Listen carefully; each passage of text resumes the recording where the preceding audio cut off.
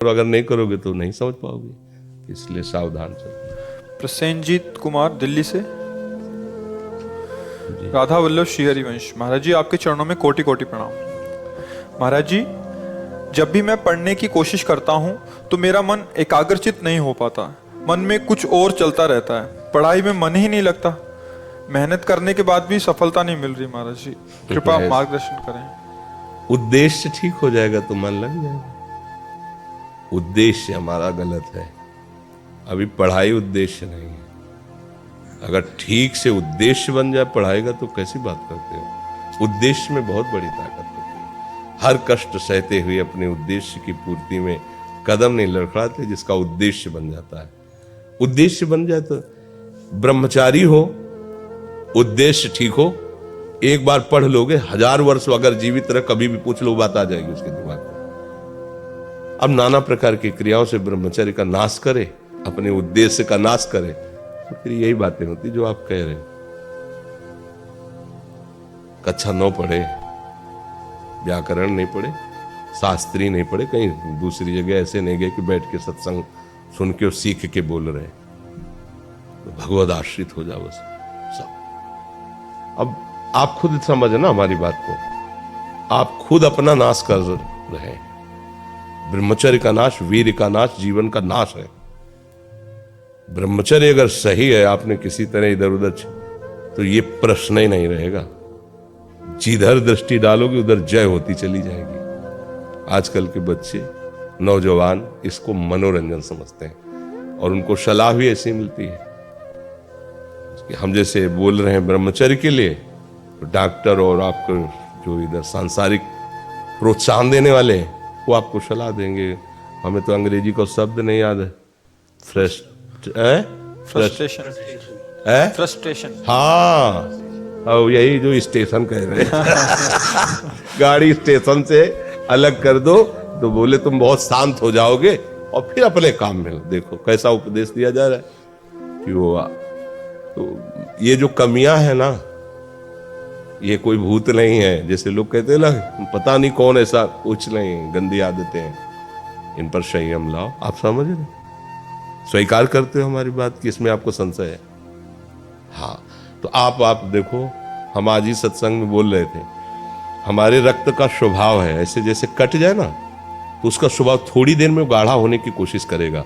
यदि कहीं फ्लो वाली नस कट गई तब तो आपको वहां डॉक्टरी की जरूरत है। अगर ऐसे कहीं त्वचा में ऐसे, तो उसका स्वभाव गाढ़ा हो जाना, वो थोड़ी ही देर में वो अपने आप को बांध लेगा, क्योंकि रक्त का एक स्वभाव होता है। अगर वो बाहर किसी तरह भी आया तो ठंडा होकर गाढ़ा हो जाएगा, वो रोक लेगा। इसकी आखिरी परिणति है वीर्य, वो स्वयं से नहीं निकलता, वो इससे भी गाढ़ी वस्तु है, वो घर्षण से निकलता है। अगर आप उसको गर्म न करें चिंतन के द्वारा, क्रिया के द्वारा, तो नहीं निकलेगा। और जब हम उसको, तो फिर वो जीवन को नष्ट। प्राय इस पर बच्चियां ध्यान ही नहीं देती कि ये कोई मार्ग भी है।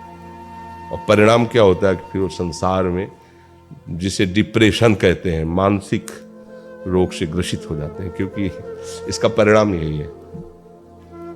या तो आपको प्रमाद और आलस्य युक्त होकर समाज से अलग पड़ा रहना पड़ेगा, और या फिर आखिरी कि आत्महत्या कर लें, ऐसी सलाह आपका मन देगा, ऐसी स्थिति में पहुंचा देगा। इसलिए हमें लगता है जब तक ब्याह न हो तब तक ब्रह्मचर्य से रहो, ब्याह भी हो जाए तो संयम से रहे। ये जीवनी शक्ति है, ये किसी के साथ खिलवाड़ नहीं करना चाहिए। पढ़ाई लिखाई वो कैसे तुम्हें बताए, अभी आप छेड़ना मत। जैसे लोग कहते ना, मैं बहुत परेशान हूं, कुछ करता नहीं हूं, ऐसा हो जाता है वैसा हो जाता है, तो आपको हम बता रहे रक्त का स्वभाव है जैसे, तो इसकी आखिरी परिणति है वो वीर। उसका स्वभाव नहीं है बहना, उसका स्वभाव ऐसा है, उसको जब तक ताप नहीं लगेगा तब तक वो बाहर नहीं हो सकता। आपने गलत अभ्यास किया, माना 2-4 महीने 5 महीने वो अपने अभ्यासवश पतित होगा, लेकिन आप छोड़िए उसका चिंतन, छोड़िए उसकी क्रिया, छोड़िए, अपने आप वैसे हो जाएगा। जैसे रक्त है, आप 1 महीने में देना शुरू करो, जो देने का नियत कितना, 100-200 ग्राम 500 ग्राम जो भी दिए, 300 जो भी आप दीजिए, हर महीने तैयार हो जाएगा। और आप ना दीजिए तो आपके शरीर को अभ्यास हो जाएगा। आप दीजिए तो शरीर को अभ्यास हो जाएगा। वो शरीर, अगर आप रोज 300 तो फिर क्या होगा, आप मर जाओगे। समझ रहे हो ना? ऐसे शरीर की क्षमता, जैसे डॉक्टर जन के देखते हैं तुम्हारी क्षमता नहीं खून देने की, चलिए, क्योंकि अगर निकाल लोगे क्षमता नहीं तो उसकी हानि हो जाएगी। हाँ तुम्हारी क्षमता है, तुम्हारे अंग ठीक है, तुम स्वस्थ हो, महीने में ऐसा या जो समय अवधि, सोचो रक्त की आखिरी परिणति वो है वीर्य, और आप क्या कर रहे हैं रोज कई कई बार, आपका परिणाम क्या होगा? अगर रोज वो खून निकाला जाए तो आदमी की हालत क्या हो जाएगी? खून की आखिरी परिणति है, अन्न रस जो हमने पाया उसकी परिणति धीरे धीरे परिवर्तित होते हुए मांस, मज्जा, रक्त, इनके वो आखिरी सप्तम धातु है वीर्य, और उसके साथ ऐसा खिलवाड़, कैसा जीवन होगा आपका? तो इस पर कोई विचार ही नहीं करता, समझता है तो केवल बाबा जियों का विषय। नहीं, आप मनुष्य शरीरधारी हो, आपको भी संयम से चलना है, और जब तक ज्ञान हो तब तक तो संयम से ही चलना चाहिए। बच्चे बच्चियों को तो गृहस्थी में अच्छे गृहस्थ बनेंगे जाकर, फिर उनकी हानि नहीं हो पाएगी उतनी। अब पहले से ही तो फिर अब वो पढ़ाई में मन कैसे लगे जब आपके पास पढ़ाई वाली सामग्री ही नहीं रह गई है? पहले क्या होता था, जैसे गुरुकुलों में स्मृति आपकी कमजोर हो रही है तो मेधा शक्ति बलवान करने के लिए ब्राह्मी उसको पिलाई जाती थी, ब्राह्मी है ये चीजें। क्यों? क्योंकि उनमें इतनी शीतलता, उनमें पौष्टिकता है कि वो वीर का वर्धन करके वीर को रोकेंगी, खास बात उसमें होती थी।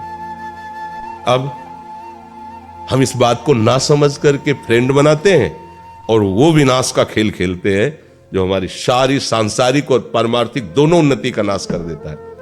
अब उस प्रश्न का क्या होता है? अब उसके लिए क्या सलाह? आप सही ढंग से रहो, अच्छा खाओ पियो, थोड़ा व्यायाम करो, सबके प्रति पवित्र भाव, अभी आप आनंद में आने लगोगे। और जैसी आदतें आजकल हो रही, आनंद वाली तो है नहीं, ये तो पतन वाली ही है। 4 दोस्त मिलते हैं, मदिरा पान करते हैं, गांजा और तो और क्या ड्रग्स फ्रग्स। अब बताओ क्या होगा? आप इतना विष डाल रहे हो अपने अंदर, इसलिए विषैली चीजें डाल रहे हो, ऐसी गंदी आदतें डाल, आपका जीवन क्या होगा? कैसा खिलवाड़ किया जा रहा है मनुष्य शरीर से, जबकि ये देव दुर्लभ देही है भगवत प्राप्ति, इसके साथ कैसा?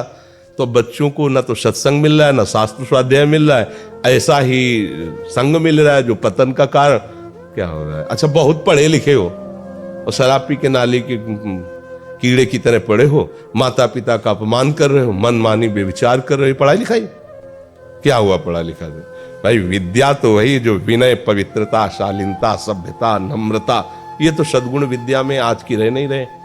पढ़े लिखे माता पिता को ऐसे डांट देते जैसे कोई नौकर से बात करता है, हम स्वतंत्र हैं। अरे विषयों के गुलाम तू कब स्वतंत्र हो गया? स्वतंत्र तो परम हंसजन होते हैं जिन्होंने इंद्रियों को अब जीत लिया और भगवद आनंद में मस्त हो, वो स्वतंत्र हैं।